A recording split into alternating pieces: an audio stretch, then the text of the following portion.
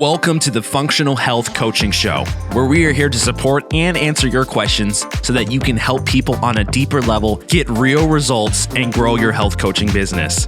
Do you have questions you want to ask live on the show? You can call in every Friday at 2 o'clock p.m. Eastern Standard Time to 1-347-637-1378. Are you looking to increase your credibility and grow your health coaching business using functional lab testing and data-driven protocols so that you can confidently solve health issues? Well, we have the course for you. Go to fdn.today/show to learn more and sign up today. Okay, let's join today's episode. Well, good stuff, guys. It's happy Friday to you. We say it once again. You've tuned in for the FDN Fantastic Friday call, otherwise known as the Functional Health Coaching Show. It is May 29th, 2020. I am one of your hosts, Brandon Mollet, FDN practitioner, mentor, clinical advisor. Awesome to be on with you guys again. And I got some help today, too. I got my buddy, FDN practitioner and clinical advisor, Ryan Monahan. So we're going to answer some questions for you guys today. You guys are welcome to call in and ask questions, make comments, say hello. We'll take about anything on this call. Number to do that is 347-637-1378. Again, 347-637-1378. And if you would just hit 1 on your keypad, and that'll let me know that you want to come on. I'll ask for your area code and get your name, and you can ask a question or maybe two, and or make a comment if you want to add to the conversation. If something you want to add to it. We're a big community of amazing practitioners with lots of years of experience and knowledge and training, and it's pretty cool. And you get to pull from that group. So if you want to add to the answer or elaborate on it or go a different direction to help with that, we're all ears for that. We love you guys when you come together and makes us all stronger, right? So. But Ryan and I will do the best. If you don't want to chime in, we'll do our best to fill the time and help you guys out today. So, again, 347-637-1378 is the number. And this call is a live one every week, pretty much. We don't miss too many weeks. Every Friday has been a long-standing tradition for FDN to connect with you guys and, again, ask questions, keep you updated on what's going on around FDN land. And these calls are recorded, so if you want to go back and listen to a recording, we try to keep pretty extensive show notes. So you can do a quick search there on the website as a student, a trainee, and you'll probably find a few shows where we talk about different subjects. So not too many things we haven't been asked yet at this point, but there are always some individual case situations that are interesting to get feedback on. So again, another whole resource for you there to take advantage of. Let's see. I've got a couple announcements and some graduates we always want to read off each week. But before I do that, I thought check in with my buddy Ryan here and see how things are going. Ryan, how are you, man? I'm doing fantastic. How are you? Great. Good to hear your voice and have you on. Yeah. I know you guys were kind of busy last week with some things going on, but good to have you back this week and answering some questions. And I think there have been some good calls with you. So thanks for coming on, jumping on with me. Thanks for having me, and looking forward to doing it again today. Sounds good. I got some questions might be tailored to you, so might look to you on a few of these that I've got gathered up here through the various places, right? So you guys email us with questions. Some things will come through Facebook. Try to make sure we answer those on this call here, and then also as a trainee, we have several different ways that you can get some additional beyond the practical sessions and just Facebook questions that you post, and we provide answers there, and email questions. Several different times that you can jump on and be on a Zoom call, one-on-one asking your direct questions. I know I'm going to be on with Reed, and we have been every other week on Wednesdays for that live Facebook Live. We've had a few tech issues with the Facebook Live, so we're going to go to just a Zoom call. We'll give you guys a link where you can jump on that Zoom call and ask questions. That's going to be every other week. And then, of course, we have the FDN study hour there every Friday, so a few hours before this call. Dawn is on often there, of course, with Reed, who'll be on with you also, and then many times we'll have a mentor there present as well. So, and that's weekly. So, just more ways you guys can get support moving through the course. So, if you're not aware of those times, they'll be posted up there. Facebook trainee Facebook page is a great place to make sure that you're on there and getting regular notifications, updates there. We put a lot on there on that site. That Facebook page, group page. So, and it's a closed group, so everything stays within that group there. So those are some ways you can get help in addition to this Friday call also where you're able to call in and ask questions. So we're just adding a few more layers of support for you guys, so I want to make sure you guys are aware of that. And then the FDN conference is on for October 23rd to the 25th, FDNconference.com. Make sure you get the details for that. Make plans to come and join us. It's going to be amazing. Have not been disappointed yet. I don't think we will be. We've got a great group planning this again this year. Tremendous stuff. Get to see people maybe that you've talked to for years and haven't really got to be connected with one-on-one. Hopefully we can hug and shake hands. I don't even know.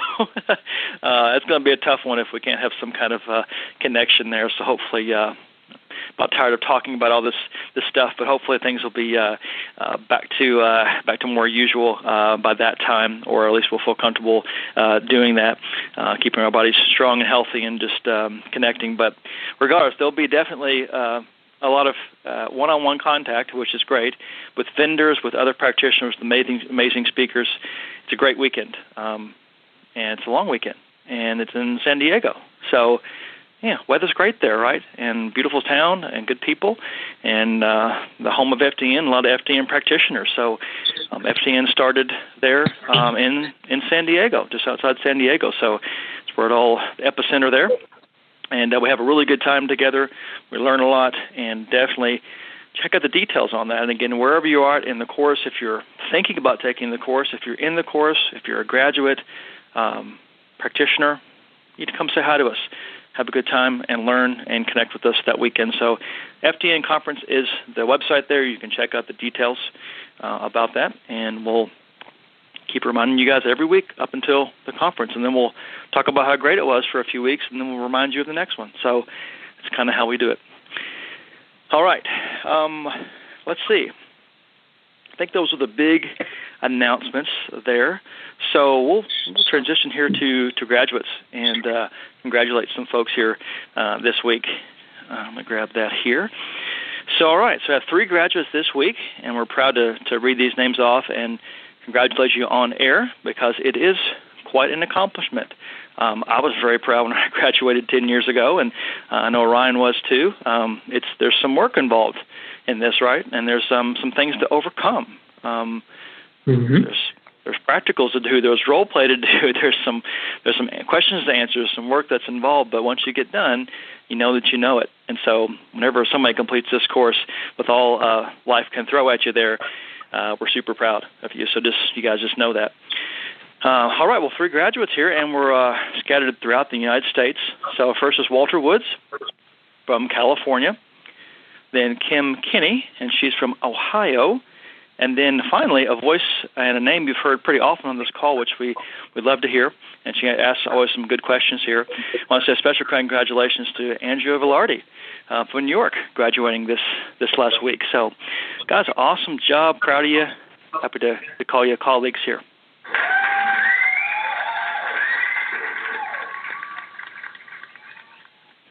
So good stuff. Awesome. All right, Ryan, I'm talking a lot. You got any thoughts, anything going on you wanted to kind of bring up, talk to our audience about, or should we jump into some questions?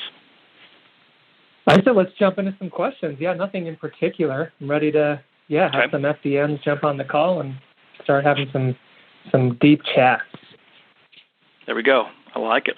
Yeah. So, again, you want to call in 347-637-1378, hit 1 on the keypad, and we'll talk. All right. So, here's Ryan, I wanted to throw this one at you here. I thought it was a good one to start off with, a nice general one, but we can talk for probably a while on it. So, If you don't like it, kick it back to me, but I think you're going to be cool with it. So this is from a trainee, so a general thyroid question. If a client has symptoms related to thyroid dysfunction, she said obviously not diagnosing, HPA axis dysfunction, and gut issues, would you start with diet, stress, and gut, and hope metabolism thyroid follows? Main concern is weight gain. So what's your thoughts on that? Where do you start? That's a great question, and I say ideally all at once, right? We know that it's all interconnected, and that, you know, if we're just getting narrowly focused on one aspect of health, like diet, then the outcomes might be somewhat limited, I would say. So it really depends on the client, right, and where they're at in their own personal health journey. But often, the question is thinking out loud here. So I work with a lot of thyroid clients myself, having been diagnosed with Hashimoto's back in 2012. Can't believe it's been that long. 8 years going strong. Hashimoto's warrior. So I do work with a lot of Hashi folks and a lot of hypothyroid folks, and I do feel like diet is foundational, right? You need the just fuel for the body to function properly and optimally. Often I will encourage those on the autoimmune spectrum to try out an elimination style or autoimmune paleo type diet to eliminate a lot of those common offenders that are going to be the more inflammatory foods. So whether that's gluten, dairy, soy, sugar, alcohol, usually those are off the table in my own coaching relationship with my clients. It's usually what I'm encouraging for at least a couple months before maybe, and that's a big maybe, but maybe trying to systematically reintroduce some of those more inflammatory foods. And then, of course, there are kind of like the second tier inflammatory foods after those basics, like things like nuts and seeds and maybe even nightshades. And then there can be additional considerations depending on what else they might be dealing with, whether it could be, a FODMAP sensitivity or histamine sensitivity and that sort of thing. But it all does work together. I really do believe that nutrient density is foundational for immune health. And when we're talking thyroid conditions, usually we're looking at, some kind of immune dysregulation and HPA axis dysregulation, like was alluded to. At the same time, you're only as good as you absorb those nutrients. So, you're not just what you eat, you're what you absorb. So if you have H. pylori or parasites or other gut bugs that are inhibiting digestion, you could be, I say this all the time, you could be eating the most paleo, wild-caught, pasture-raised, grass-fed, diet in the world. But if your digestion is off, right, if you don't have enough digestive juices going on, if you've got other gut bugs that are, causing inflammation to the mucosal barrier and preventing you from absorbing those nutrients, then some of that nutrition kind of gets wasted in a sense.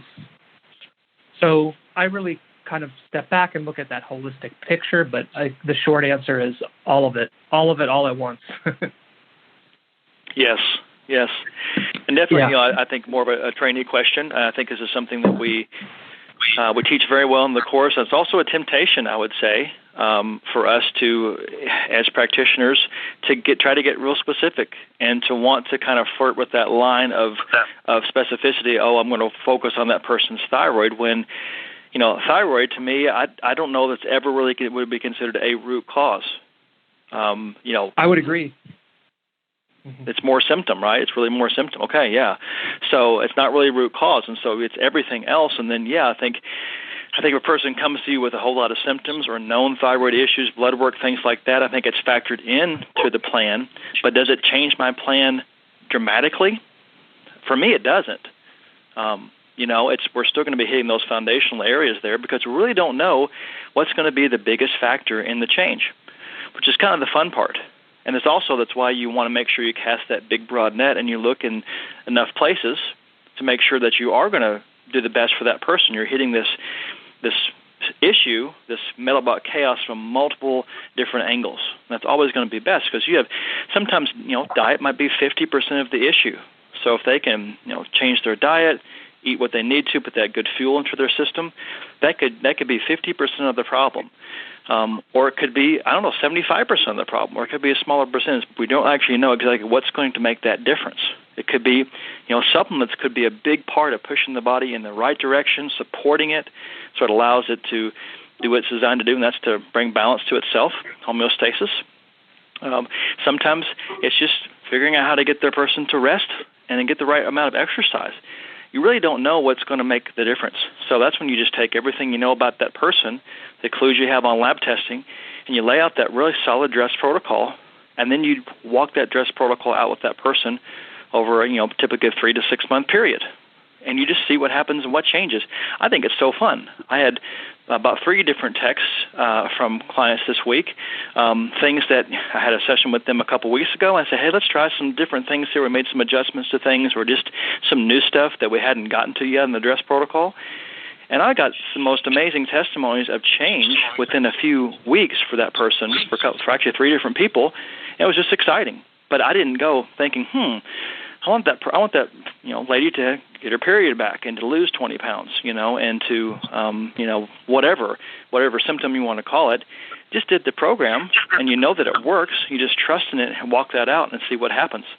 So I think it's good to know and think specifically about their case and know that, hey, thyroid is one way that their body is showing malfunction. It's that symptom. It's one thing to think about, but it's not your focus. It's not, hey, here's some L-tyrosine and some iodine and some selenium and different things we know are going to help the thyroid.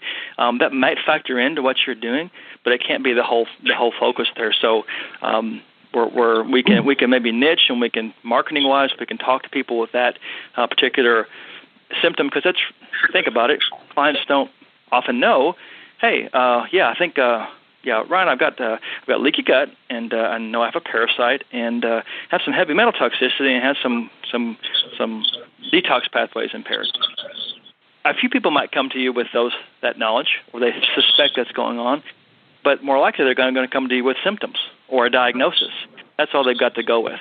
So that's all that they really know. Now, you're going to find out what those root causes are and why they have those things, which is awesome, but people are going to come to you with those symptoms, so you can be aware of that person that is just searching, hey, I need help with this in a natural way, and they find you. Yes, but it's always got to go back to those fundamentals and not treating anything specifically, because I would say most of the time, and Ryan, what do you think? But I'm going to put this out there, see what you think. I don't know that you're ever going to fix a thyroid issue, if you want to put it that way, just by doing some supplementation that's thyroid-focused supplementation. Will it ever resolve itself? I would say no. Big resounding no. Yeah, you really hit the nail on the head with that. I'll often say to clients that symptoms don't just occur in a vacuum, and if you're experiencing thyroid dysfunction, it's often the last thing to occur in a chain of events that led up to that. And usually a combination of nutrient deficiencies, gut dysfunction, toxic exposure, work stress, emotional stress, life stress, all those things add up, to eventually cause, a domino effect, more or less, right? That's kind of how I think of metabolic chaos, is this sort of domino effect where you have an inflammatory cascade and eventually those stressors mount up to a point where they eventually manifest as symptoms. And in this case, the thyroid, is often referred to as the canary in the coal mine, right? And I love using that analogy as well. This idea that if the thyroid is causing you trouble, and whether that's hypothyroidism or hyperthyroidism, that it's a sign, it's an intelligent sign or symptom from your body that something else is going on, underneath the surface. And in order to uncover whatever that might be, it does require some digging. And of course, that's where running some lab testing is so critical to end that cycle of trial and error and really get to the root of it. So, it's not uncommon in my practice with thyroid dysfunction. I see things like H. pylori, blastocystis hominis, candida. Those are some of the more common ones that show up for me. There can certainly be others. But, those critters, as you call them, can cause a lot of inflammation and immune dysregulation in the body and eventually, lead towards thyroid dysfunction. I'll add one thought to that too, Brandon, that I've been thinking about more recently, which is, looking at thyroid function from a sort of a evolutionary lens, which is to say that I believe that the thyroid can intelligently. Let me take a step back. If we start with the understanding that the thyroid is sort of like the metabolic regulation system for the body, right? It kind of regulates the rate of our metabolism, and it acts as like a thermostat too for our body. And I think that the body is an intelligent machine, and if we're experiencing symptoms of hypothyroidism like fatigue, depression, constipation, hair loss, weight gain, all those kind of classic red flags of hypothyroidism, I believe that the body can use the thyroid to slow all your metabolic functions down as a way to protect you, to kind of force you to slow down and heal, right? So it's the thyroid is almost used by the body to force you into hibernation, right? And this is why why hypothyroidism is, in my opinion, is increasing in such great numbers, and is becoming just increasingly more common. I think we're being exposed to more and more and more stressors, and the body has to have a mechanism to kind of force you to slow down and say, hey, like, if you're not going to slow down, we're gonna use the controls inside the body to force that to happen, so that you have to slow down, rest, heal, and repair. So that's kind of how, one way I think about thyroid function as like this intelligent sign or signal from the body to kind of force us into a healing state by default. I like that a lot. I think it's a way to kind of reframe and talk about it a little bit differently. I think a lot of times we talk bad about our bodies, like, oh, our thyroid's not working right. Or no, it's actually working properly. It's trying to save you. It's trying to fix something. It's trying to speak to you. So that's very much fundamental what we do with the way we think. A holistic functional approach is to work with the body, remove interference, give the body the tools it needs, remove blocking factors, so it can do what it's designed to do. Kind of get out of its own way. So instead of saying, oh, something's not working properly, yes, there's malfunction in that, but it's really looking at it like, hey, we're all on the same team here, so we want to work together. And so I think that can even make a shift mentally, and we know that mental shifts can help the physical side. So just phrasing it differently, I had a client email me and said something about their child I'm working with being on a restricted diet. It's kind of difficult. Well, I'm going to talk to her today, probably, and I wanted to say, hey, maybe reframe that a little bit. Hey, maybe we're on a healing diet, or we're on a health-building diet right now, and just try to reframe it and don't look at it as restrictive, but look at what the value is, what you're going to glean and gain from following what's on this MRT result. So sometimes it's correcting some thinking a little bit in a nice way. We do that throughout the process of working with somebody. So that's important. It is so important, Very good. And it is all about, it's all about supporting the body. It's not about being restrictive. It's about what you stand to gain. And I've, in most cases, when I have a client eliminate some of those inflammatory foods like gluten and dairy, more often than not, they don't ever want to turn back because they feel the tremendous difference in their body, and they can hardly even, think of a reason why they would want to go back to living that way. Mm-hmm.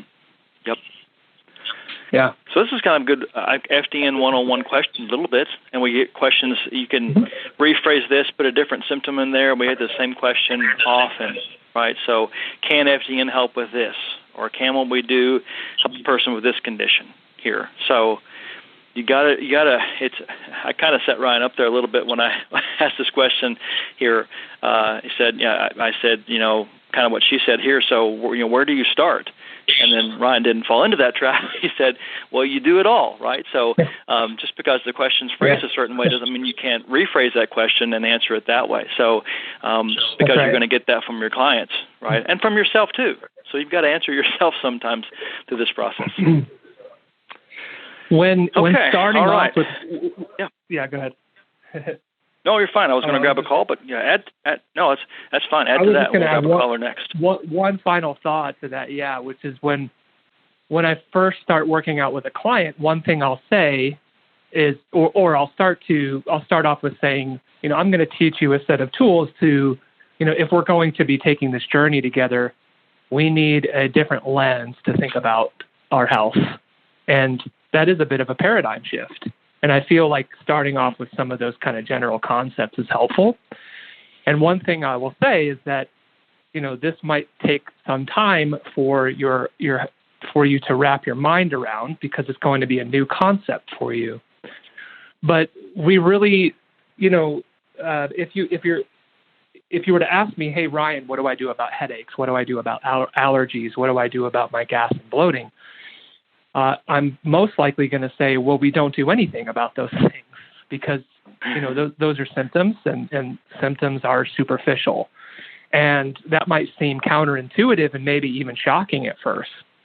But we really don't want to get wrapped up in that world of what do I do, taking a this for that approach. Oh, if I, this prescriptive approach, if I have this, then I take this supplement or I do A, B, and C.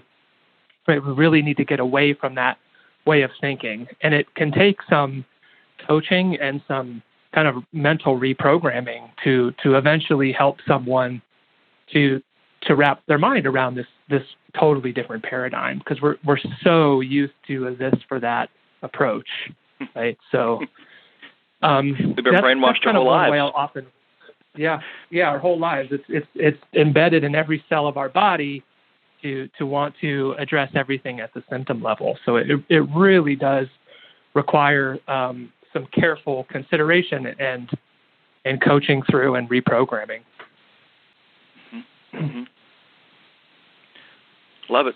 Big part of what we do, because I think it sets the expectations also. And so when they don't lose 20 pounds in a week, and when they don't sleep perfectly in the first week of working with you, that's not even going to be an expectation anymore.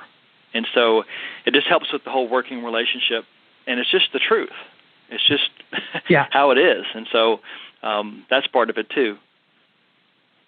Yep, it's so true. I've heard that it takes, it's every 7 years that we actually grow a new body, essentially. Like every cell in our body has been completely replaced every 7 years, which is wild to think about, because you're actually arguably a completely different person every 7 years. But I'll often bring that up just to say that, what we're trying to do in a sense is kind of cell by cell, brick by brick, building you a new body inside of your body, right? And every choice you make is a decision either to support your health and at the cellular level, like, programming new and healthy cells. And then conversely, every decision that you decide to make can also be detrimental to your health, right? And knowing that it can take time, you theoretically can totally dig yourself out of your chronic symptoms and illnesses over a long enough time period if you're willing to stick with some of these principles in the long term. And you're kind of growing a new healthy body you're like your own chia pet, kind of growing your own body with inside of your own body. Love it. Like these analogies. These help you guys and I tell you, I go back to years ago with Friday Calls with Bill Wolcott being a regular basis. He's one of the king of great analogies. Ryan's right up there for sure. But Bill Wolcott's one of the kings of good analogies, and I'd write those down. Those kind of stick with me. So some of the things I say, it's what Bill said and makes just really good sense. And so part of this is, the answer that we're giving in this case, but also just getting better at communicating some of these truths to people. That's, I think, one of the things I benefited from these Friday calls. Yeah, there's some individual case things and some nitty-gritty things, but it's also just how we think and how we talk about what we do to people. Well, all right. Well, let's grab a caller here. Of cheesy analogies, so I'll keep them rolling for you. Hey, we'll take them. That's fine. All right. Yeah, okay. We'll eat the meat and spit out the bones. So. Yeah. All right. Well, caller from area code 703.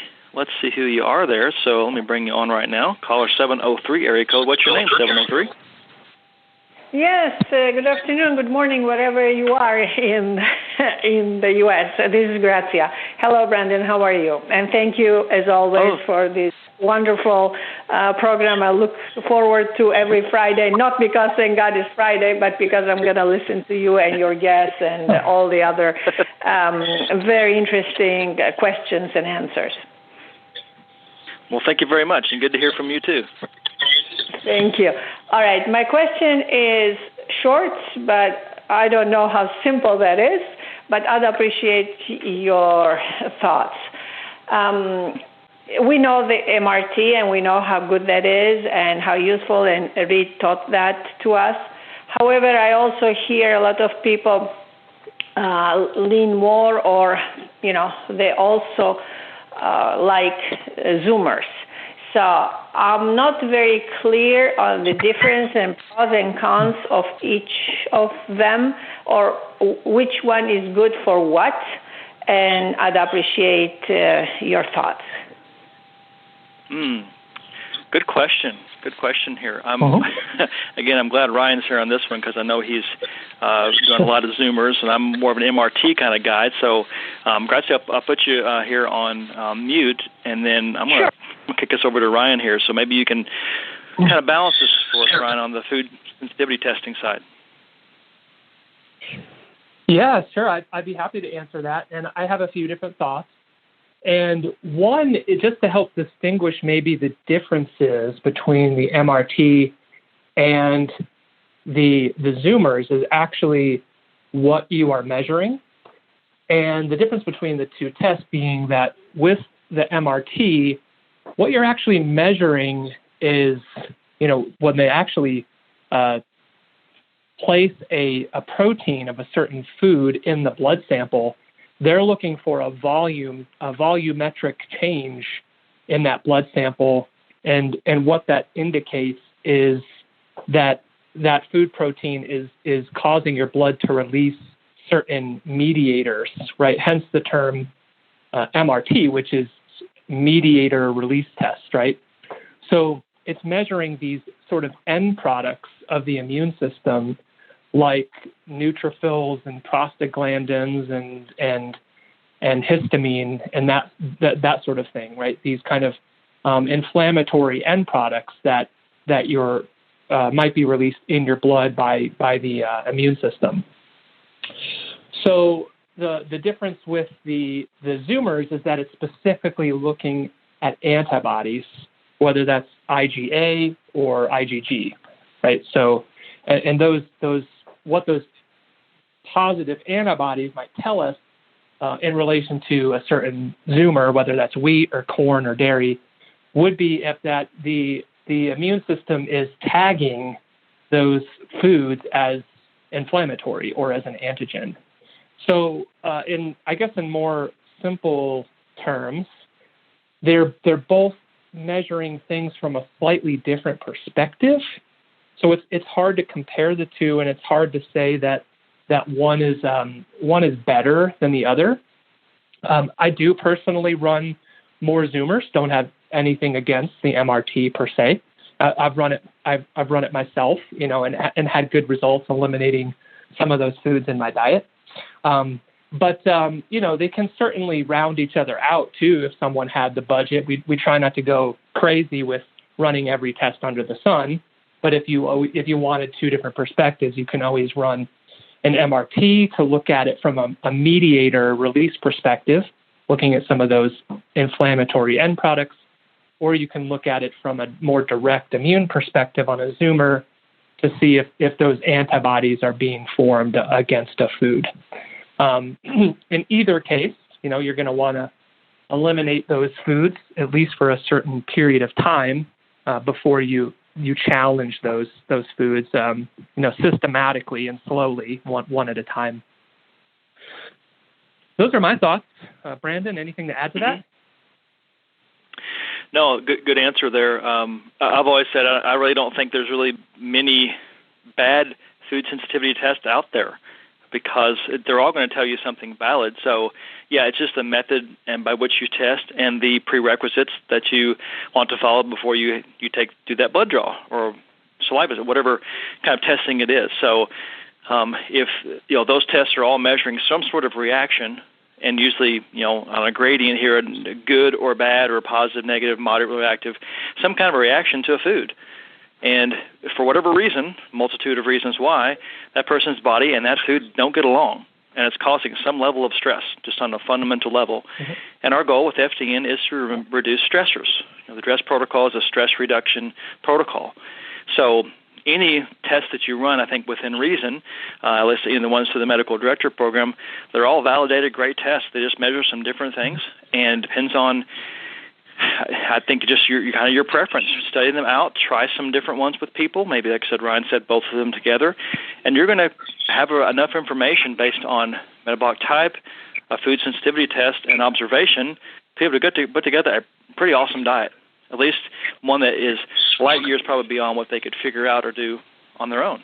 So fundamentally, I don't think I agree with you. It's not so much which one's better, or I don't know if it's even case by case. I don't know that I don't know. Maybe you can answer this one. I don't know. It's like, well, if you have this condition, then you probably need to run this one. Or if you have this going on, you should run this one. I don't know if we even can be that specific about it. I think it's just anything you can do to get information about reducing stress, especially when it comes to what goes inside the body, is helpful. So I don't know if there's actually a contest here at all. I'm glad we have options. Yeah, absolutely. And correlation, too, is always key, right? That's the other thought I would add to this, is that we always want to be looking to see if those results make sense with the client's experience. And it won't always. The client might have a seemingly random sensitivity to something like pineapple, and to their knowledge, they might not have any noticeable reactions to pineapple, right? But then you have to remind them, well, if you're dealing with weight issues and allergies and gas and bloating and pain and inflammation, right? It could be that pineapple sensitivity is a vector of hidden inflammation that's driving some of these issues. So it may not always be so obvious, right? And that's why that term hidden stressors is so great, because these are things that are happening underneath the surface that might escape our attention. One really key piece of information is that food sensitivities are delayed reactions. Those immunoglobulin G, IgG, IgA reactions can take up to 3 days or 72 hours. Right? So that's really important to communicate to the client, because they might eat a pineapple on a Sunday and they might not have a reaction until Tuesday or Wednesday. Right. So, but without realizing that or making that connection, you might blame what happened on Tuesday or Wednesday on something you ate that morning, right? When in fact it's a delayed reaction from something you ate days ago. So that does make tracking food sensitivities really tricky, especially when you're doing reintroductions. And for that reason, I always do recommend that, once a client starts reintroducing foods, if they are going to go that route after, say, a 60 to 90 day elimination period, that they very carefully try to reintroduce and what amount, and then keeping track of that for a few days because of that the nature of those delayed reactions. Yep, 100% little on that. helpful tip. Yeah. Yes, that's a huge one right there. It is. I don't know if we have it in the course anymore, or if I made it. I can't remember, but I made a little sheet there people could fill out, and mark that and actually log it, kind of like a diet check record sheet or a hormone check record sheet. So something along those lines there for food reintroduction. And you do it systematically because it can be really important. And the hidden part is the amazing part there, too. And I've had many clients for example, they think that they're doing fine with gluten. Is a good example here. Pull out gluten for a while, and then cheat maybe three weeks after going gluten free. And I get a text and they said, "Hey, gluten." They felt absolutely terrible for multiple days. And so that's an interesting phenomenon that happens too. Exactly what's going on there, I'm not for sure, but they definitely weren't feeling that acute of an issue eating gluten on a regular basis. But something about pulling that off of that stressor off the body for a while, and then sometimes reintroducing too early, or maybe they shouldn't even reintroduce it at all, and having a huge marked reaction that kind of punctuates with an exclamation point on the fact that, hey, okay, this really is a bad food for me. And so in some ways those are very, I hate that they feel bad, but that really does solidify things in their mind, like, hey, this is a huge blocking factor for me. So it works to their advantage as well as ours. I've noticed the same thing, and my theory is that once you've lowered the overall threshold of inflammation, you've brought the body back down to a baseline, then those food reintroductions can be much more pronounced. And I think it's because you've given the body a chance to sort of breathe and come up for air.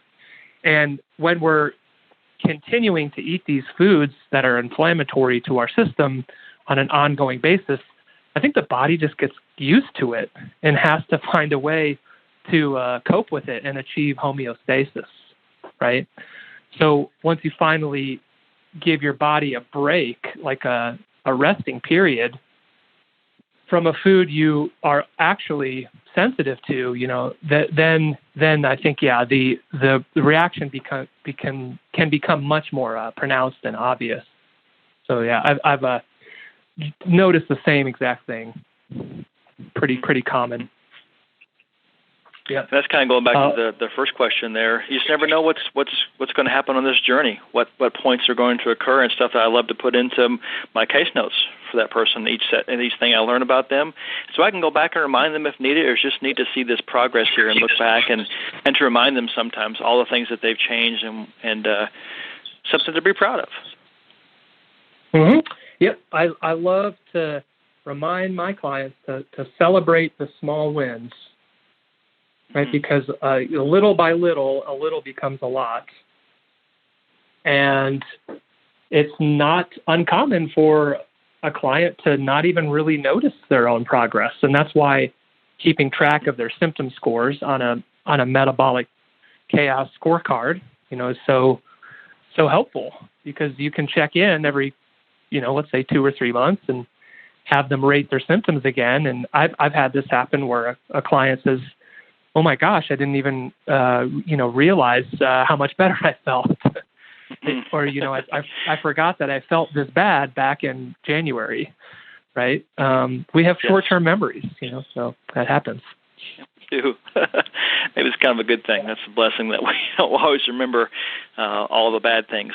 But, one of my books I do like to recommend to folks to read that I work with is a book called The Compound Effect by Darren Hardy. And it goes to that exact thing you're talking about there, Ryan. So it's these little things, these small little things over time, the difference that that it makes. It's not usually the big, huge efforts that are very short term that make the biggest difference in any area of life. It's these little, small, somewhat not sexy, not very significant, doesn't seem like, a bunch of fanfare. It's these daily little decisions that we make that ultimately have the biggest impact on where we're going to be a year from now. And so keeping that in mind, that it may not seem amazing, but it is just the truth. It's how things go. That's why crash diets get such a bad rap. Oh, awesome, I lost 15 pounds over the weekend drinking a bunch of juice. Cool, that's a huge amount of effort, and it probably sucked, but you lost 15 pounds, but you gained it all back over the next 2 weeks. So it's those little bitty disciplines over time. I think the body just likes to work that way also. So I think that's why it does stick. Those changes stick because that's more in harmony with the body. Extreme things aren't necessarily the way the body likes to work, and so is it any wonder that the body sort of rejects that in a way, and you don't get the results that you want? I like to follow my life by the 1% rule, which is that I try to improve my life by just 1% every day. And that might not seem like a lot, but if you're steadily making 1% improvement in any given area of your life, by the end of the year, you're 365% improved. Exactly. That's what's going to win the race. It will. Slow and steady will. Yeah, totally. All right. Hey, we got another hand raise. Let's grab this area code here, 215 area code. What's your name, 215? Hey guys, what's going on? It's Evan Trans, who had a PA. Hello, Mr. Evan. Hey. We're waiting on your call. Right. I told you, man, as long as this quarantine's going on and I can hop on these live calls, I think people are crazy if they're not using these every single week. It's free. You got very smart people hopping on. Don't know why you wouldn't be on it every single week and why every single week is not just filled with live calls. But, hey, that's, I don't know. Some things I don't have the answers to. Anyway, had a friend for the first time go down to Oxford Biomedical Laboratory, because many of you probably know, and the client was in Delray Beach. So I said, hey, why don't you head over there? Have to shout them out. He ended up he's a doctor of physical therapy, so he is a little into this stuff. But he had a 45-minute conversation with the people at the lab and literally called me on his way home and said that was some of the best customer service he had ever experienced out of any business ever. So I was just so happy to have that for a client perspective that I emailed them. I mean, I just think those guys are great. So to anyone out there, if you have any clients in Florida, I think based on what he said, it's worth having them drive the damn hour to do, or a damn hour to go do it at the lab, because they were just fantastic. But my actual technical question is, with this particular client, he's an interesting guy because he claims, and we've really dug deep, he's a good friend of mine. I do know his history. He's like, I really haven't had many health symptoms until probably 6 months ago. He's like, I just have never someone who has ever felt that. Really athletic dude, healthy looking guy. He said, I feel like I've been lucky with that. And then 6 months ago, started to deal with some, what we would look at as very typical HPA axis dysfunction, fatigue, feeling overly stressed from work, feeling dizzy just after exercise and those types of things. So he has money, so we ran a few labs, and I got the blood work and the thyroid blood work and the food sensitivity test back so far. And the blood work was some of the cleanest I've ever seen in my life. Even from a functional perspective, he nailed every single thyroid marker that I ran on him. But the food sensitivity test is something we typically see in a lot of clients. Red in the wheat, very bad yellow for all dairy products pretty much that they test for. So my question is, and this is more from a practitioner perspective, I'm just curious, do you think it's possible that the sensitivities or the experiences that Ben, my friend, is having is relatively new? Like, do you think maybe he just became sensitive to this over the last couple of years, and that's why these symptoms are manifesting now? Because I feel like everyone else I've ever seen with a wheat sensitivity and those types of symptoms has like a fried thyroid. So you're asking whether the food sensitivities are a new development, or whether you think they were always present but maybe just weren't tipping the scale? Sorry, yeah, I'm asking, like, do you think this is relatively new, maybe only in the last year or two? Because, again, this is from more of a just practitioner wanting to know.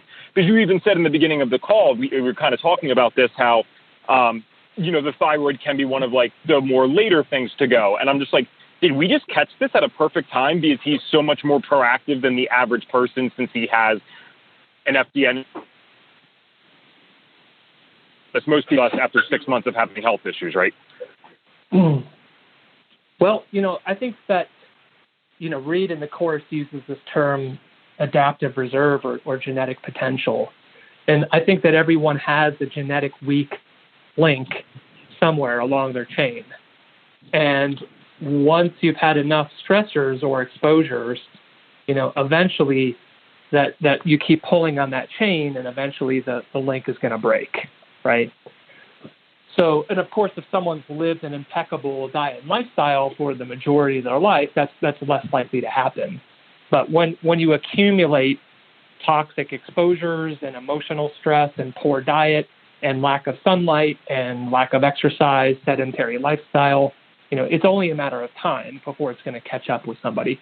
And I'm not making any comment on this particular gentleman's diet or lifestyle. I'm just kind of making a general comment about how symptoms can, eventually emerge at a certain point, once we keep pulling on that chain hard enough, kind of how I think about it.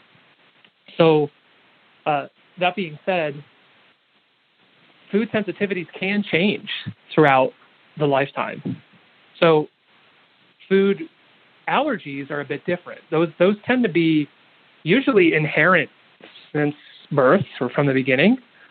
And, the distinction there from a practitioner perspective is that when we're looking at a true allergy, and those tend to be more immediate reactions that can potentially be life-threatening and cause anaphylaxis, so think about like a shellfish allergy, for example, and someone eats an oyster and it causes their throat to close up immediately, right? So those types of food allergies tend to be lifelong. And we're looking specifically there at like the IgE reading. Whereas food sensitivities, they can change throughout the lifetime. They can be delayed reactions. And clinically speaking, we're looking at IgG and IgA there, right? So different antibodies we're talking about, whether it's a true allergy or a true sensitivity. So I don't tend to see the true allergies change all that much, but food sensitivities can change. And that's why when you're running something like an MRT, that you do an elimination phase for, say, 2 to 3 months, and then you try systematically reintroducing some of those foods, because it can be possible that after you've done some of that, dress work and gone through that process, and you've done some work to heal the gut and heal and seal the mucosal barrier, that some of those food sensitivities might disappear or might even change into a different set of food sensitivities. Right? So does that answer your question?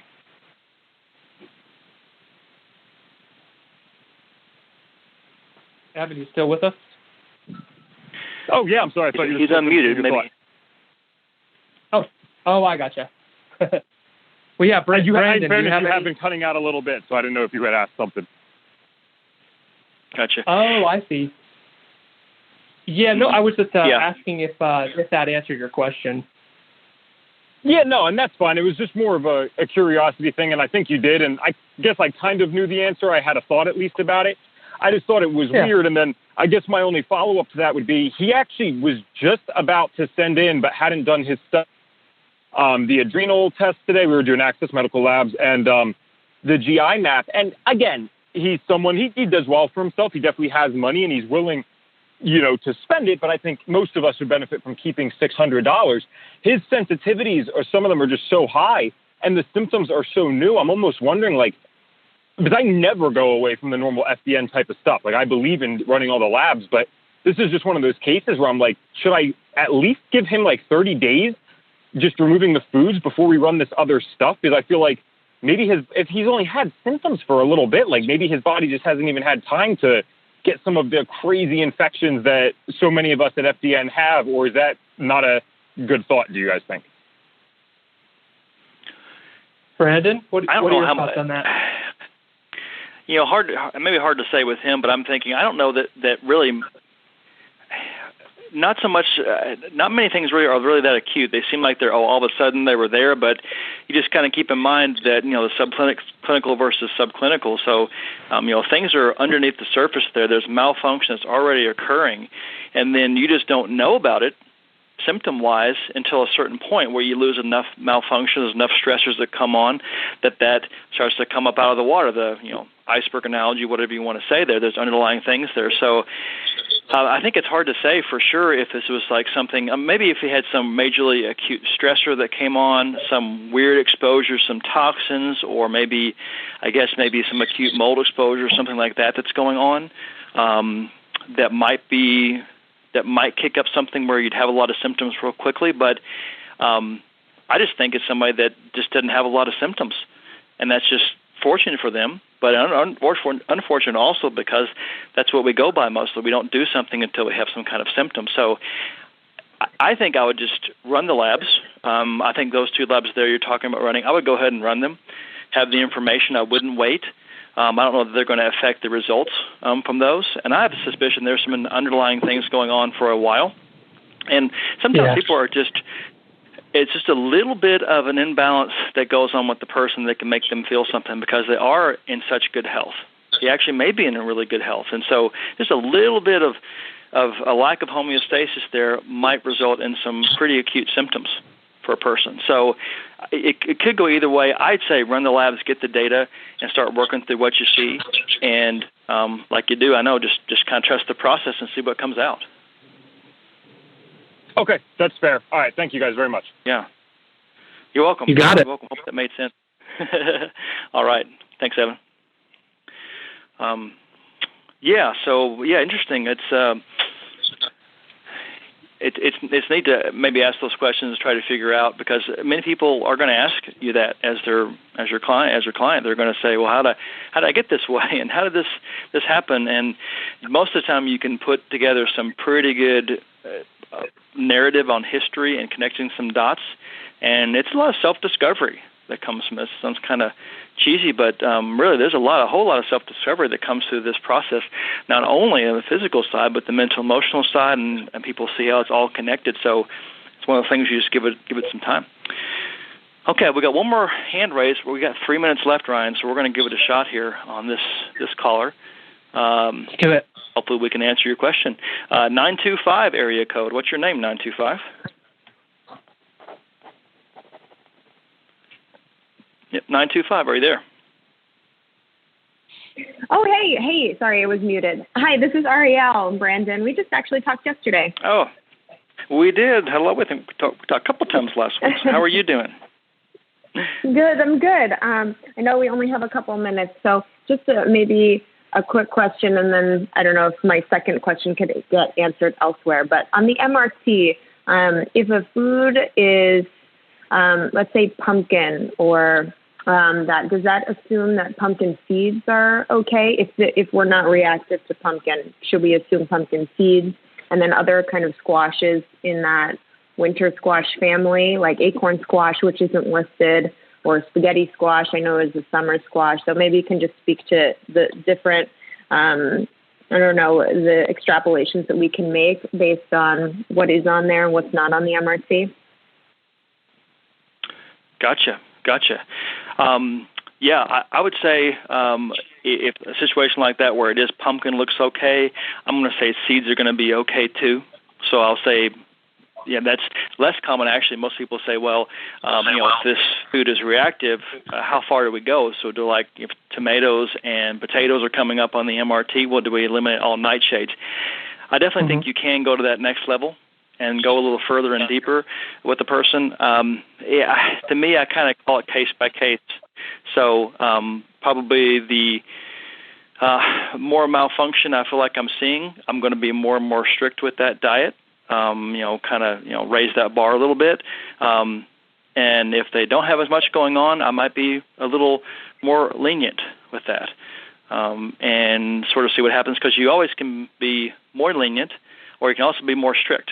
So I think you do pick a starting point and then start to see what unfolds. That'd be my answer. Gotcha. So, any idea where Ryan, chia seeds? Oh, sorry. Oh, that was the wrong button there. Fantastic answer. Yeah.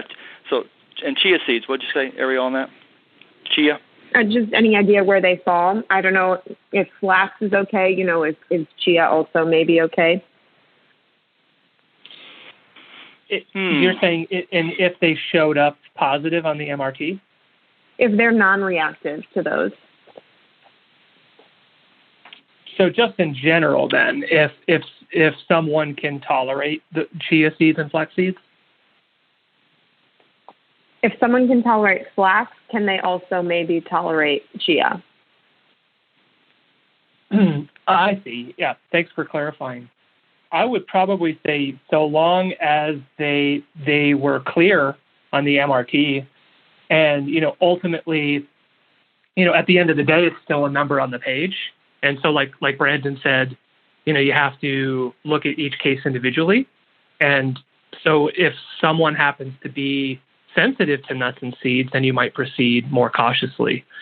And in which case, you just have to have them test the waters with it and maybe do an elimination of that particular food if you were concerned, and you were veering on the side of caution. And then you could always do, a reintroduction of a small amount and see how the client tolerates it. Mm-hmm. Yep. Awesome. Okay. Well, hey, that's the call for today. So out of time, but thank you all for the calls coming in there, Ariel and Evan and Grazia. I think good to hear from you guys. Thanks for the questions. And then, hey, our graduates too. So Andrea, Kim, and Walter, congratulations to you guys. And Ryan, thanks again for being on with me. We've got some good stuff. So another one in the books. We'll connect next week again, and we'll do it all over again. Guys, thanks for joining us. Have a good weekend.